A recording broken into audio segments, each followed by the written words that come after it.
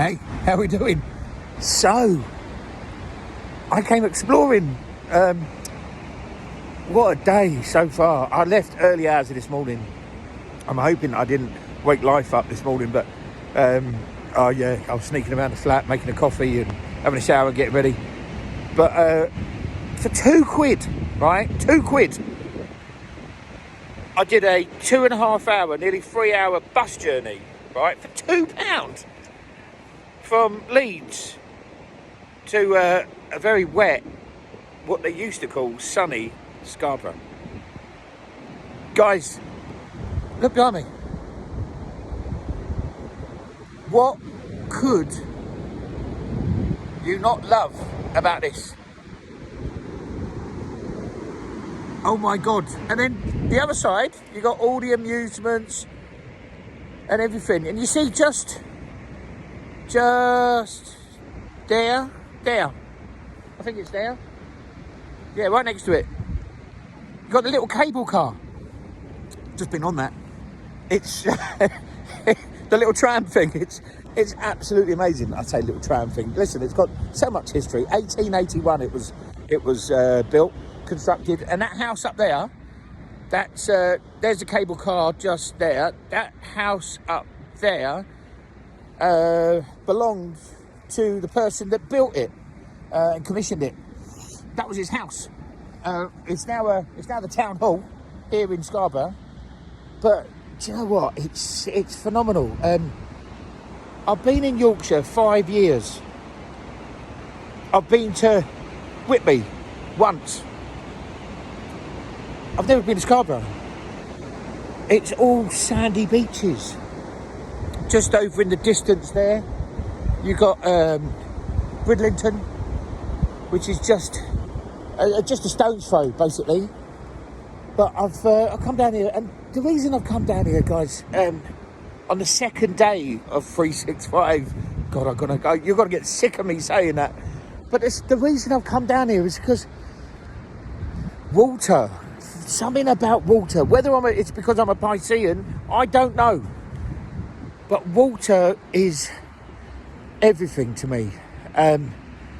Growing up, I've got to keep that in the background. Growing up in Eastbourne, I was spoilt. We came over obviously as refugees in 1972, and I was only a baby. Obviously, I don't look that old. Obviously, I'm a lot younger. Yeah, right, whatever. But 1972, we came over in October. Landed at Stansted Airport. But prior to coming here, my dad was given the opportunity. He worked for an international architectural practice, luckily, in Uganda, and was supported all the way to come here to the UK. When we landed, we went across to my uncle's house in Streatham, Canal Uncle and Sally Auntie. There I was a little baby, and my cousin Bina used to still tell stories about being put in a pushchair as a baby, and she used to pretend I was her doll, and used to take me up the road and go and introduce me to her friends, that I was her little doll. Bless her. She still reminds me of it. But going back to it, I keep digressing because I'm so happy. Dad was given a chance. He said, right, his bosses at the architectural firm, they turned round, Sven Hoyer, turned round to him and said, right, Bachita, where would you like to go? You've got Bristol office, you've got London office, you've got Brighton office, and you've got the Eastbourne office. You choose. And he was kind of like, throw a dart at it. But he said, look, I've got a young family. The Seaside sounds really good. I'm getting all emotional here. And that's what he did. He chose Eastbourne. And you know what?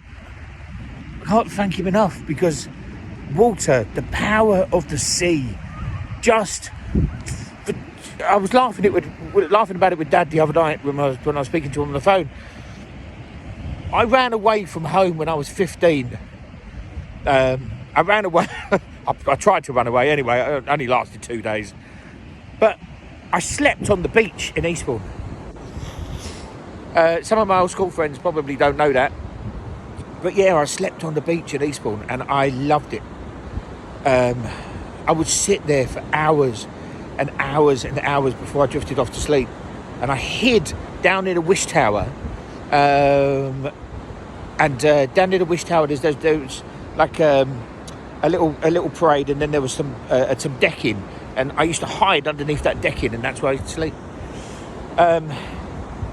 But yeah, I used to sit there for hours, even later on in my later teens and earlier days, just watching the waves. You know, the kind of the rhythm and orchestra of the waves, like rolling in, and the sounds that they make, and the formations that you can try and predict. I mean, those surfers that you can see, I don't know if you can see them over there, those surfers, they're trying to predict it. They're sitting there on their boards waiting just for that perfect wave. And you know what, it's kind of like what we do in life, and what I'm doing at the minute. I'm trying to wait. I'm waiting for that perfect moment, but I can't wait around too long. I've got to do something about it, and the only thing I can do about it is do things like today, build myself up again. And yeah, it takes one step at a time, but do you know what? This is lots of steps on the sand. Perfect steps. You know what? I keep saying that. Do you know what? They're so patronising on me. I'm so sorry, but it is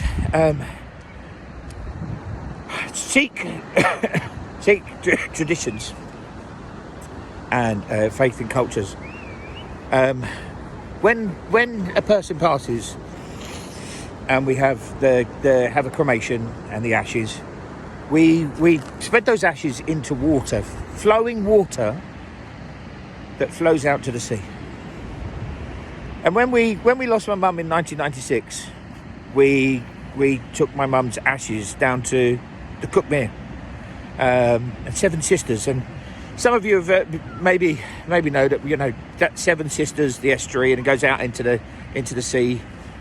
That's where we took my mum's ashes.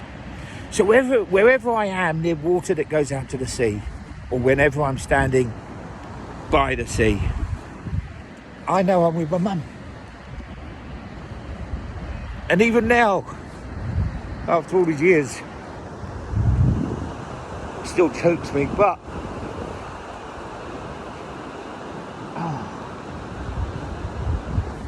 what a day. Listen, before I get all too stupid and emotional, I'm going to go and have some more food. I've just been up the cafe up the top of that tram. I'm going to have a walk. I'm going to play some penny slot machines. Just be silly, really. I might have some fish and chips. Why not? Got to have some fish and chips when you're down on the seaside. I'm just going to have some fun. I see them manoeuvring some boats over there near the lighthouse, so I'm going to go and see what that's all about. Check out the lifeboat, and yeah, go and enjoy the rest of the day. Listen, I will check in later, but what a start to 2024. Oh my God, what a start. Mwah.